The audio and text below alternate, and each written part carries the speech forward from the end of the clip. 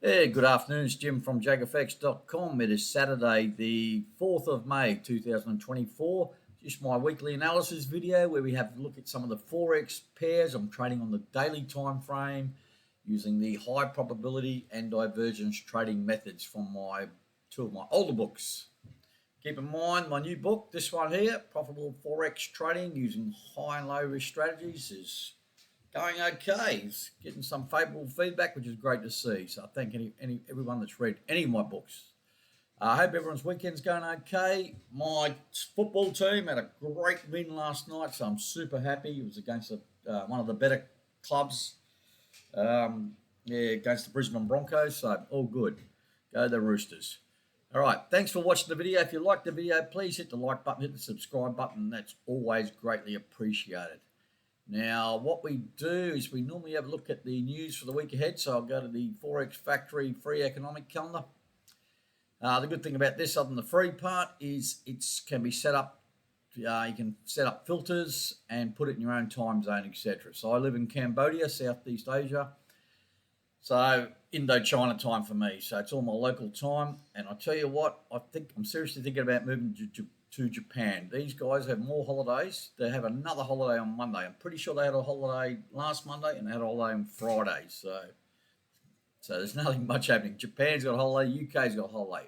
I'm thinking it might be something to do with May Day or something like that. I do know, like, May the 7th is a big date in my life. That was my first son was born. May the 7th, 1990. That was a public holiday in Australia on the day. I remember that because I got double time and a half for work. So happy birthday, Rory. And let's have a look. On Tuesday, we do have Aussie interest rate news, not expecting a change. So it's big news for the Aussie. France has got a holiday on the 8th. I'm pretty sure that is May Day or Labor Day. I'm not sure what they call it in different countries. Thursday, we have a holiday in Switzerland. France, another 2 days in a row. It's like a... Who has two public holidays in the middle of the week? Wednesday and a Thursday. There'll be a lot of ciggies taken on Friday.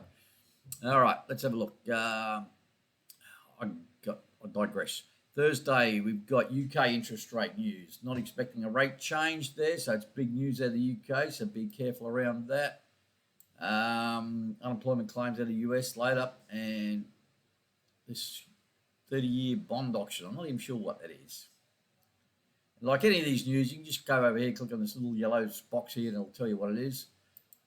Gives you sort of some information there if you get excited about that. Friday, let's have a look. GDP out of the UK, employment numbers out of Canada. They didn't have theirs yesterday, so they're going next Friday. So that can be a market mover. Watch, be careful.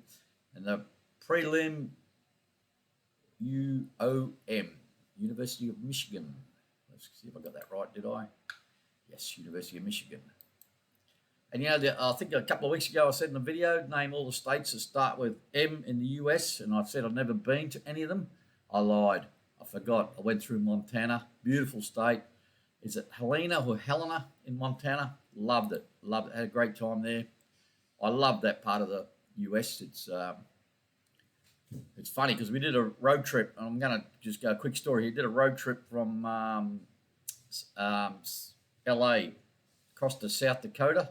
Met a guy that was in the US Navy, and he asked us what me and my mate were doing. We said we had no plans. He said, I got a grandfather that lives in South Dakota. We did basically a pub crawl to South Dakota. Then we left him there. Then we went up through Canada, across Canada, and down through Montana. That's how I ended up in Montana. Great part of the world. All right, that's it for the news. Let's get on to the charts. First, before we go to the charts, let's have a look at this Word document. Now, most people that watch these videos have read my books, and thank you for doing that. So you understand the setups, but if you don't have a clear understanding or you're new to the video, just have a quick read of this, pause the video, take a screenshot. It explains the different settings, different colors, etc. on the chart. But I generally go through it anyway when we go through it, so we'll get into it.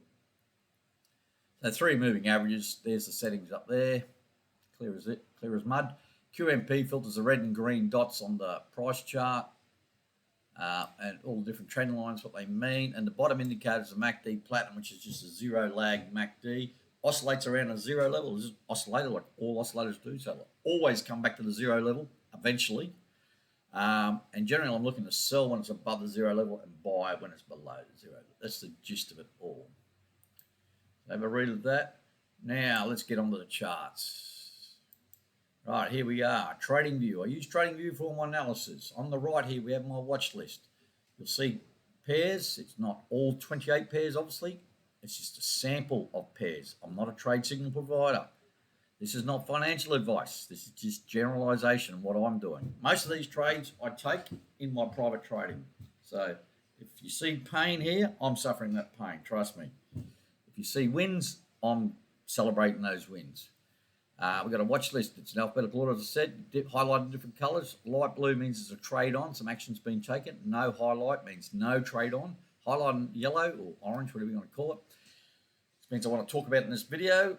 Dark blue means a trade on, no action taken, and that's it. So we'll go through it. It's in alphabetical order, as I said. Now, normally you'll see the pair, the date, the signal, and my thoughts on the chart, the trade. Any trade management's also recorded, all right? So in this case, we took a buy on the, this is the Oz Swiss, obviously, Oz Swiss. There's no doubt about that. It's the Oz Swiss. Aussie dollar against the Swiss franc. I've been to Switzerland too, so that's another thing. Beautiful country, loved it. Loved that part of the world too. It's Switzerland, Austria, Germany. Those it's so rule based, so clean. Air's beautiful. Love it. All right, and I've been to other places in Europe too, and they're not quite the same, but I love them for different reasons. All right, I'm having a little bit of a nostalgia thing today. All right, Aussie Swiss. So we took the buy here on the 24th of April. Now, all these trades are called live at the time. Now, what I mean by that is a new daily candle opens at 4 a.m. local for me.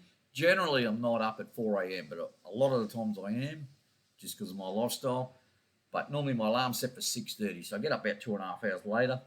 And not much happens in that couple of hours, so it's normally pretty close. So I get in on the open of the candle, basically, new candle.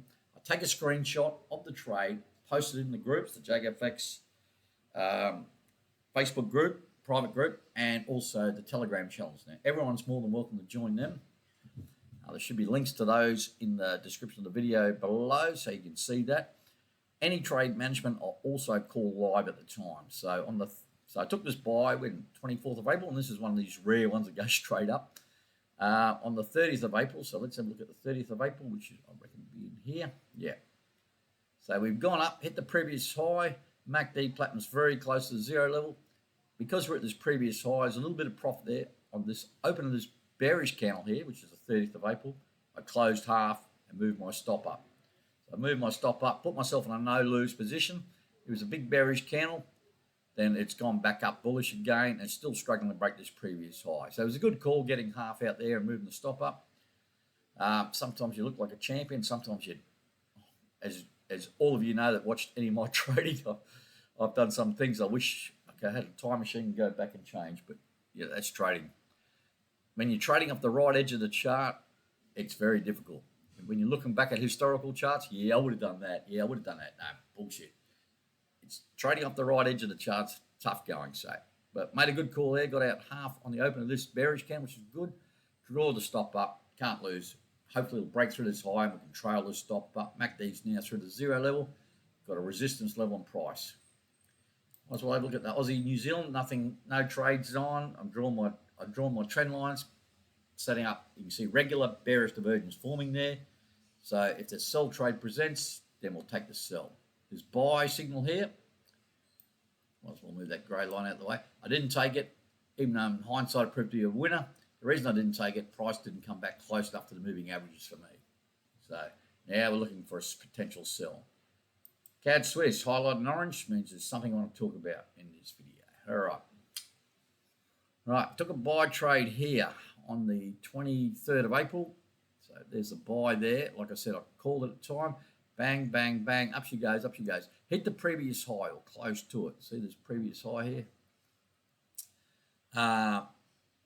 Then we got an opposite QMP filter dot, a red dot. Now the MACD Platinum's below the zero level. So for me, that's not a sell signal. It's not a valid sell signal, but it was enough for me to close out my trade. So on the 3rd of May, closed out, closed on an opposite QMP filter dot for an overall break-even result. So basically a close on the open of this candle here. It's a very, I think in my private trading it was like 5 pips or something profit, which was the swap probably munched that up anyway. So I consider that a break-even trade. So we're out of this, and I did mention you could seriously consider taking that sell just based on that double top. With Forex trading, Forex, especially on the high time frames, double tops, resistance levels, support levels, triple tops, double bottoms, all that stuff. About 80% of the time, I'll just pull that number out of my bum, but about a fair amount of time, they're respected because everyone's looking at them. Is it self-fulfilling? The old chicken or the egg first. And in this case, it proved to be a good call, and it's gone down. I didn't take it. In my private trading, I've taken this sell trade, but it's based on something slightly different, and it's going well, so that's all good. But we're out of the buy trade, so I just leave it on the chart to show you guys and girls, and I will tidy up this chart once the video's finished, and there'll be no trades on. Euro Aussie, let's have a look here in a sell trade still from the 25th of April, Anzac Day. Went down nicely, 29th of April, closed half. So I'm thinking in here. So got to this previous low. MACD platinum through the zero level. So I got this previous low, closed half, dragged my stop down, put myself in a no-lose position overall, which is good.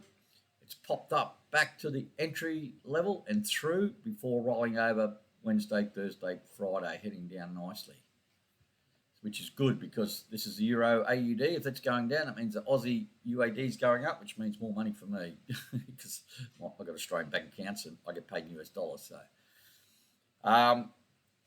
So yeah, that's heading down now nicely. So I can probably look at moving the stop down next couple of days, maybe a bit closer to the highs here, that little fractal. Generally, I like to keep the stops somewhere. If I'm trailing, there's no obvious place between the 50 and the 100 moving average. So we're looking good in the Euro Aussie, can't lose on that. Euro CAD, no trades on. This is stuck in a tight range. There was a valid buy signal during the week, but I didn't like it. It's just because it's still stuck in this range. The MACD platinum is just below the zero level. But again, it's a good support level, but then you got this resistance level up here. Now, price has basically gone down on Thursday, then shot up on Friday, so it's one of those hindsight trades I wish I'd taken now, but I didn't. I'm just waiting for it to break out this range so we can look for new signals. Euro USD, we're in a buy from the 24th of April back here. It's just gone sideways, down, up, bang, Friday. So we have US interest rate news during the week, so that pushed us up on that day, I think. That would have been it, the first. Then non-farm payroll numbers come out last night, shot up nicely, which was great because it got me out of some trades. A couple of pairs I've been struggling with my private trading that got me out of break in before it retraced a fair bit. Now, whether it's going to keep on pushing up, the MACD platinum's through the zero level now, so I'm seriously considering maybe looking at closing half. I'll give it another day and drag the stop up below this low here. So we're at least minimum, we're going to reduce the risk and maybe lock in a little bit of profit in the meantime. See how we go. So it's Euro USD. Pound Swiss, highlighted in orange. All right.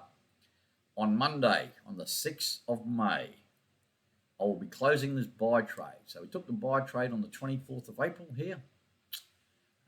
There's nice divergence there. Look, it's hidden bullish divergence. Look at that. Lower lows on the MACD platinum and higher lows on price. So hidden bullish divergence. Didn't break the high. Yeah. Look, in hindsight, I probably should have closed half and it hit this previous high. MACD platinum's getting close to the zero level. I didn't. I was hoping it pushed through. Obviously didn't.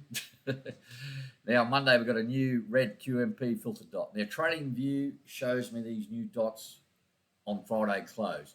MT4, MT5 don't show that dot until the market actually opens on Monday morning. So the good thing about TradingView, I know exactly what's coming on Monday with my trades. So we've got an opposite QMP filter dot. I am closing this trade out for a small loss on an opposite QMP filter dot on Monday open. Now, I'm assuming the market's going to open close to where it closed on Friday. If it opens a bit higher, great. I'll make a couple of pips. If it opens a bit lower, I'll lose a few more pips. But generally, what I'm doing is I'm closing this trade on Monday, this buy, which should have probably taken 1363. What do we go up here? Yeah, it's over 100 pips there. Probably should have taken someone to hit that previous high, but I didn't. All right, now you know what's happening. Gonna get out for a break-even result. Pound yen still on a buy on this pair. I'm out of this RWD means remove when done. Still on a buy from the 15th of December, so back here, stop. I can't really drag the stop up any higher. There's no real obvious place to drag it. That's a good place at the moment. This last signal is a sell signal here. I know a few people were talking in, I think, about the Telegram channel about the yen pairs. Look, they're tough to trade, and they always seem to be in constant, regular bearish divergence for some reason. But this is one where it would have worked. Well, you would have got a few pips, but it's not a great setup. Yeah, like, and this pair, I love trading this pair if I'm doing a loss recovery or something from my new book. The yen pairs, just for the loss recovery methods, the yen pairs are brilliant. And when I say the yen pairs, everything except the USD Japanese yen. For some reason, that's just a tough pair to trade, especially on the daily time frame. But if you're trading the Aussie yen, CAD yen, Swiss yen, New Zealand yen, any pound yen, euro yen, all good pairs to trade using the loss recovery method. Right, pound New Zealand, highlighted in orange. Yeah, big loss. Right, let's just go back in history. Took a buy here, 16th of April. Closed on an opposite QMP filter dot. So closed before, I think I took about 80% loss, 82% loss there. And it just, Murphy's Law would have it, completely reversed and went up in the right direction. I took a chance and lost. Had another buy signal here. We're at this previous high here. Second attempt at a buy in the same setup. Chart's a little ugly. Yeah, I was right. MACD is just below the zero level. And as we'd have it, either we took the close on the opposite QMP filter dot on Monday, but we're stopped out anyway on Friday just, all right? So my stop was at 208.341. Look up here for the low. What's the low? 208.245. So, yeah, stopped out. Stopped out on Friday for a full loss. Now, is it going to be MACD platinum still below the zero level? Looks like it's rolling over. Is it going to give me some divergence? We're going to set up for another potential third attempt at a buy, see if I can recover some of these losses. Even in my private trading, I'm trading this pair fairly aggressively, and it's given me some grief. So it can be a pair that goes sideways and get ugly for a long time, but when it has a move, it generally has some good moves. The pound New Zealand, so stopped out. I will tidy that chart up when I'm done. Yeah. All right, pound USD. All right. We're at a buy here still. This level, this green line is a big round number. It's the 1.25 level, which is a big round number, obviously. You'll find that numbers like parity, like 1.00 or stuff like that, 1.5s, price tends to get attracted to them. There's lots of orders around those levels. So we took this buy on the 24th of April. It's gone up, then dropped down. 1st of May, I moved my stop up nice and tight here. The reason I moved my stop up was because we were coming, the MACD platinum, I think, was close to, through the zero level, just through the zero level, is the 1st of May there. Getting close to the zero level, and we're coming up to US interest rate news, and we had this big bearish candle. So I just moved my stop right up nice and tight, so all I can lose is between that red dotted line and the blue line. Right, let's adjust these trend lines because we had that spike up on Fridays. So we just keep on adjusting these lines on a daily basis until they're either no longer valid or the trade setup presents. So at the moment we can't lose, but that candle's, I don't know what you call those candles little candles that are big wick to the upside and little body. It's not looking good. If you're a betting man, you would say that's going to be bearish next candle, but it's the Forex market going here, damn well please. But we're not going to lose much even if it does go down. So that's the pound USD. New Zealand CAD, no trades on. I wish there was in that buy there. Again, this is another one of these ones where my rules don't apply, are not relevant. But we've got this nice solid base here. So it's a support level, double, remember what I was saying about double tops, double bottoms. Now we're at the previous high here. If you had taken this buy here, which for me I didn't, obviously, because the MACD pattern's above the zero level, plus price is close to moving averages, but a lot of people would take this trade. I'd be seriously considering closing out half and getting your stop in an overall no-lose position, because we are at the previous high here. Just go back on historical charts and have a look at double tops, triple tops, all that sort of stuff. Look, it doesn't always work, but if you just traded that one method your whole trading career, you'd be well in front. Trust me. Right, gold, XAU, USD. We're in a couple of trades here. We're still in this buy trade from the 15th of Jan.